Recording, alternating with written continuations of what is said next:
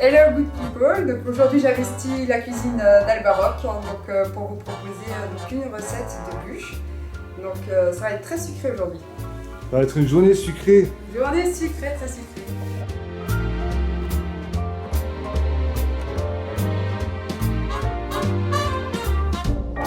Hello good people. Hey, surprise, qui est cette personne dans ma cuisine? C'est Sabrina, vous l'avez sûrement vu dans l'émission d'M6 Le meilleur pâtissier amateur. On a décidé de se rencontrer pour réaliser avec mes deux grands chefs une recette de bûche. Donc j'attends la recette avec impatience là. Comme on dirait Mercotte, allez, 1, 2, 3, pâtissons, pâtisser.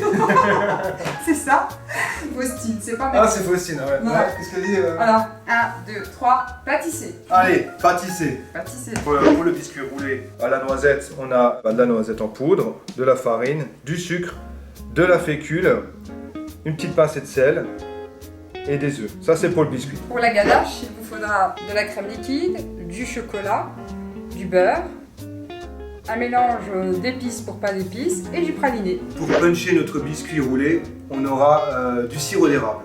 Hein, un très bon sirop d'érable, 3 rivières. Pour la décoration, on va faire des petites feuilles au chocolat, encore une fois du chocolat. Allez, c'est parti, partissons. C'est parti pour le biscuit, la fabrication du biscuit. On va d'abord commencer par séparer les blancs des jaunes. Une fois qu'on a nos jaunes, on va d'abord monter nos jaunes avec une partie du sucre. Hein. Donc, à peu près la moitié du sucre. Tu pèses pas, non? Là, j'ai pas besoin de peser. J'ai fait à peu près la moitié et pour ça, simplement parce que ça n'a pas d'incidence sur la recette finale. Tu mets une partie du sucre avec les jaunes, une partie avec le blanc. Ce qu'il faut, c'est que voilà, chacun a un petit peu de sucre, quoi. Et donc là, on va faire mousser nos jaunes. Pendant que nos jaunes montent, on peut déjà allumer le four à 180 degrés, en chaleur tournante. Ok, les jaunes sont montés, sont blanchis. Il faut savoir que les jaunes, ils vont rester mousseux comme ça. C'est pour ça qu'on les monte en premier. Alors que les blancs, eux, dès qu'ils sont montés, il faudra passer au mélange. Donc là, maintenant, Sabrina, on va monter les blancs. Voilà. Ah, tiens, j'ai oublié de nettoyer mon fouet alors. Très important, quand on monte les blancs d'œufs, il ne faut pas de traces de jaune d'œuf dedans. Parce que si vous avez du jaune d'œuf dans votre blanc d'œuf, qu'est-ce qui se passe? Ça ne monte pas. Donc on utilise un récipient bien exempt de toute trace de jaune d'œuf. Et bien sûr, n'oubliez pas de nettoyer votre fouet. Donc j'y vais de ce pas. Donc on va monter notre blanc d'œuf. On le laisse démarrer sans le sucre. Quand il commence à mousser, là on rajoute le sucre progressivement. Donc tu vois là, regarde, ça commence à monter. Je mets la petite pincée de sel. Je peux rajouter le sucre. Progressivement.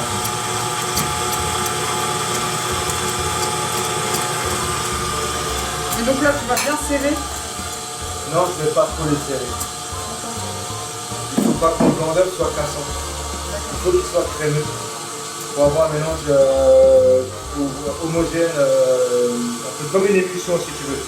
Si le blanc d'œuf il est vraiment trop ferme, il est cassant et on n'aura que des petits morceaux, il ne va pas bien se mélanger, tu n'auras pas un biscuit trop très lisse. Regarde, notre blanc d'œuf il est monté, il est crémé, il n'est pas trop ferme. Hein, vraiment pour pouvoir éviter que le blanc se casse, se sépare. Il va bien se mélanger quand il a cette texture. Ce qu'on peut faire aussi là, c'est mélanger tous les ingrédients secs. Donc on va mettre la farine, la fécule et la poudre d'amande.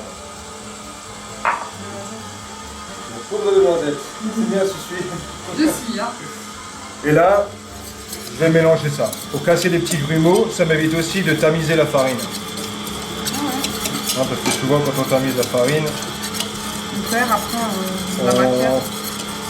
disons que c'est un petit peu, voilà, ça nous fait sortir de la vaisselle. C'est une belle texture crémeuse. Voilà. Et là, je le mélange avec le jaune. Je vais tout mettre en une fois. Et toi, Sabrina, je vais te faire un peu travailler. Alors dis-moi ce que je fais. Bon, tu vois, d'abord, on va bien agglomérer tout ça, bien mélanger. C'est bien crémeux en tout cas. C'est bien crémeux. Et tu vas verser simplement mon mélange en plus dessus.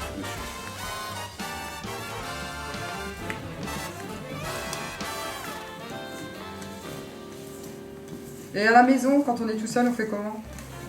Et ben, on se débrouille, hein, on le fait en 2-3 fois. Tu vois. Encore 2-3 fois. Ce qui est bien, c'est de penser à faire ce mouvement-là. Tu passes au centre, tu remontes sur les cordes. En fait, ça évite de briser les blancs d'œufs. En fait. Exact, ouais.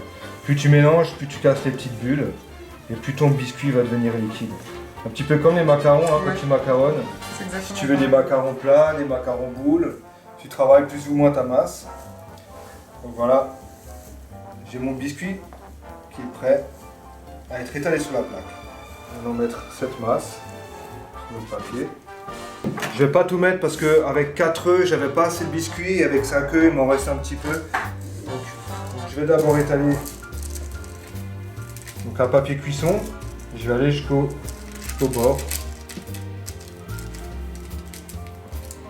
Tu vois, un petit truc, on va passer le doigt pour faciliter un petit peu le démoulage.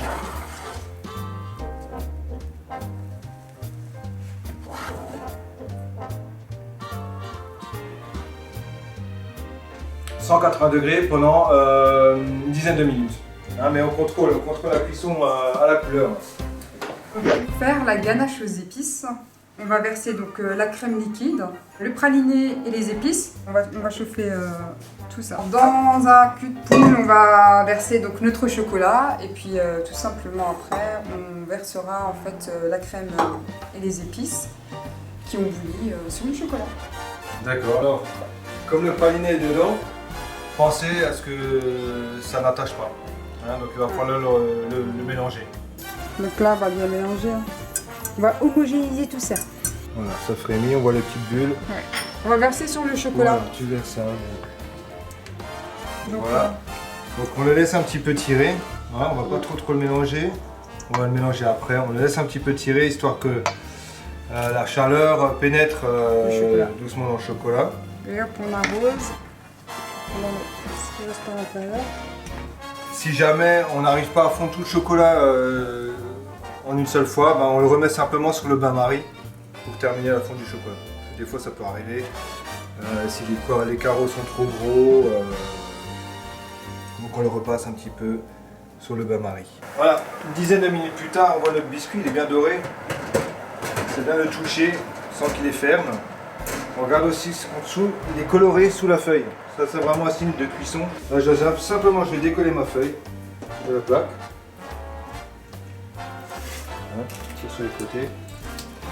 Et je la pose à l'envers sur un linge. D'accord? Et on le laisse refroidir. Ok, donc tu ne roules pas tout de suite là. Non, je ne le roule pas tout de suite. Hein, donc là, il va dégager, il va garder son humidité. Si j'enlevais la feuille tout de suite, et ben le biscuit il va sécher et il risque de se casser au roulage. Ouais. Alors, donc pour faciliter la fonte du chocolat, on repasse le mélange au bain-marie et on mélange. Voilà, maintenant on va émulsionner le beurre. Là, tu peux mélanger. Donc là, on beurre notre ganache, elle va être plus fondante, plus gourmande. Voilà, tu vois, notre ganache est déjà prête à l'emploi. Elle est légèrement tiède encore. Et c'est pratique parce qu'on peut déjà passer au montage du biscuit. On va pouvoir enlever le papier de cuisson du biscuit. Simplement en tirant dessus. Voilà, ça se décolle tout seul. Enfin, presque tout seul. Je prends mon sirop d'érable et je vais venir caresser le biscuit. En tâtant le biscuit, je peux voir si je suis bien ou s'il faut un petit peu rajouter. Ça, oui, là. Tu vas maintenant me verser, s'il te plaît, à peu près les 2 tiers de notre ganache sur le biscuit. Donc là, on va simplement pousser. Et donc là, on garde. Ça, on va garder pour la décoration, pour l'extérieur. Voilà. Donc j'y vais quand même, c'est une couche assez fine, parce qu'il ne faut pas que ce soit écœurant non plus. C'est comme les crèmes au beurre, il ne faut pas des grosses épaisseurs. C'est quand même riche, hein. C'est du sucre et de la matière grasse. Voilà. Et là, la petite technique de roulage. Donc je Je vais ramener mon biscuit comme ça. Et toi, t'as pas humidifié ton torchon? Je sais pas, non, pourquoi? Parce qu'il y a beaucoup de gens qui le font. Enfin, Bah, en fait, j'ai pas trouvé ça nécessaire. Bah, c'est vrai que des fois, tu vois des trucs, Ouais. il y a des trucs écrits dans les bouquins, et puis quand tu le fais, tu dis, mais tiens, mais pourquoi? Bah là, tu vois, bah oui, il est bien roulé. aucun intérêt d'humidifier le torchon. Par contre, toi, tu m'as parlé d'un truc qui est pas mal pour puncher ton biscuit. Qu'est-ce que tu utilises? Moi, je l'ai fait au pinceau, mais toi, t'as un petit truc, les trucs de Sabrina. Moi, mon petit truc, quand je punch, en fait, je verse le sirop de punchage dans un pistolet pulvérisateur. Ouais. Et donc, du coup, je punch comme ça. Un truc pour... Comme pour les petit vis, quoi, pchit. un petit pchit, quoi. Et D'accord. je punch comme ça. Et c'est vrai qu'en fait, comme ça, on a le biscuit qui est punché uniformément. D'accord. Et c'est moins casse-tête parce qu'avec le pinceau, C'est malin. c'est malin. C'est malin. Voilà, je vais replier mon torchon.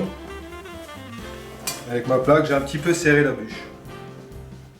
Je vais tenir le bas du torchon. Je viens contre la bûche. Et j'ai un petit peu poussé.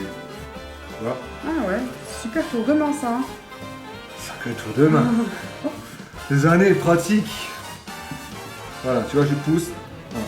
Alors, ce que je peux faire, c'est la stocker comme ça déjà. Si je veux faire ma bûche à l'avance pour Noël, je peux la mettre comme ça. Enfin, je la roule dans le papier film et je la stocke comme ça. Mais nous, on va passer directement au montage. D'accord? On va couper les entames. Et là, je vais couper en biais. Et je vais prendre cette entame et je vais la poser sur la bûche. Comme ça. D'accord? Je vais aussi couper en biais. Moi, je vais un petit peu renforcer le collage. Et avec le reste de ganache, simplement, on va badigeonner notre bûche. On va tartiner.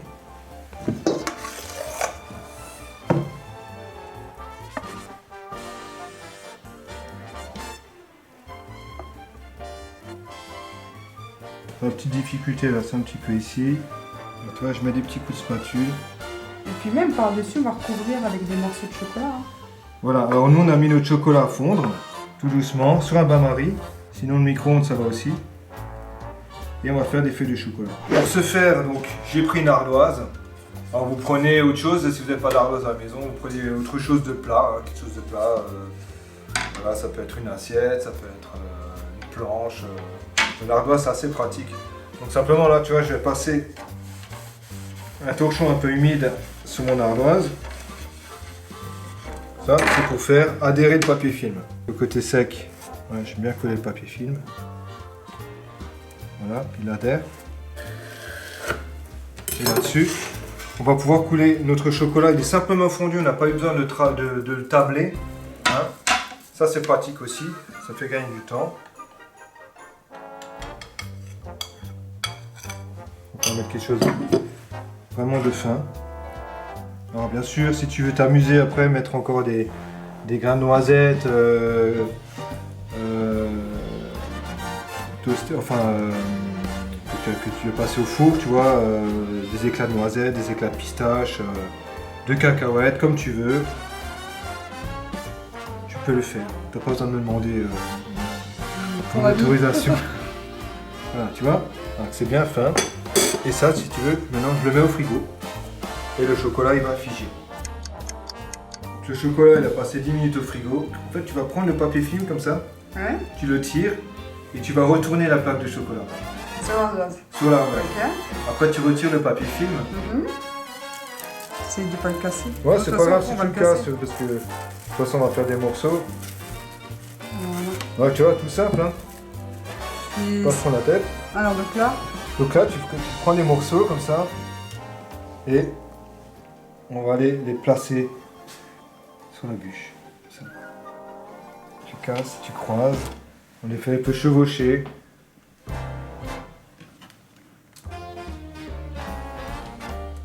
ça va, il se casse bien le chocolat. Voilà, comme il n'est pas tablé, là, il reste un petit peu, Il prend un peu sur la main. un petit peu moelleux. Moi je dirais pour la petite finition, la petite touche finale, on va mettre encore un petit peu de neige car l'hiver approche. Oui. Et là, on va faire ça, ça va faire ressortir un petit peu les reliefs. C'est Noël là. Et terminé.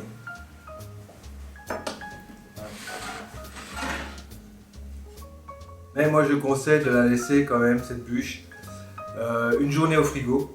Pourquoi? Parce que l'échange entre le biscuit, le sirop d'érable, les épices, tu vois, il va y avoir une espèce d'osmose. Comme le macaron, tu vois, c'est bien de le laisser un petit peu 2 jours au frigo. Et ben c'est pareil pour la bûche. On va laisser tous les ingrédients s'échanger entre eux, hein, les parfums. Moi j'aimerais que tu nous parles un petit peu de ton site. T'as un blog culinaire? Ah oui, effectivement, donc j'ai un blog culinaire donc, qui s'appelle Mes Douceurs, donc que j'alimente depuis 2009. Depuis 2009. Voilà, donc on trouve des recettes, des astuces, plein d'idées, donc à partager. Et donc là on vous met le lien, d'accord? Tu donnes des cours Des cours de pâtisserie donc, sur toute la région alsacienne, hein, donc également un petit peu du côté de Belfort aussi. Ouais. Je donne des cours de macarons, mais de pâte à choux aussi, Ouais. de brioche aussi, hein, donc pour les mamans qui ont envie d'apprendre à faire le goûter maison aussi, c'est aussi pas mal. Ben voilà, je te remercie d'être venu. C'était Hein. vraiment un grand plaisir et je suis impatient de revenir chez toi. Hein? Et ben oui, ça se fera, hein. Je t'invite bientôt à la maison. Hein. D'accord, alors en attendant, on vous dit salut et puis à bientôt pour de nouvelles aventures gourmandes et de nouvelles rencontres gourmandes. Ciao! Salut! Alors on a le choix, soit on la mange maintenant. C'est quoi, j'ai oublié un petit peu. On va manger avec les doigts, tu sais. Tu goûtes? On goûte? Allez, j'ai hâte de goûter moi en tout cas. Ah, tu es la bête. Attends. Chocolat, ça me parle toujours. J'en fais une plus fine, là, je suis un peu au régime. Ah d'accord. De toute façon, la pâtisserie, tu me diras, ça fait pas grossir. C'est de trop en manger que ça fait grossir. Bonne dégustation. À la tienne. À la tienne, Étienne. C'est vraiment une bûche de Noël. On est vraiment dans l'esprit. Voilà. Chocolat. Bon, c'est sûr, froide au frigo, tu vois. La ganache prise, etc. C'est parfait. Il ne me reste plus qu'à la tester. Hein. Ah oui, tu peux faire quelques photos. Ouais.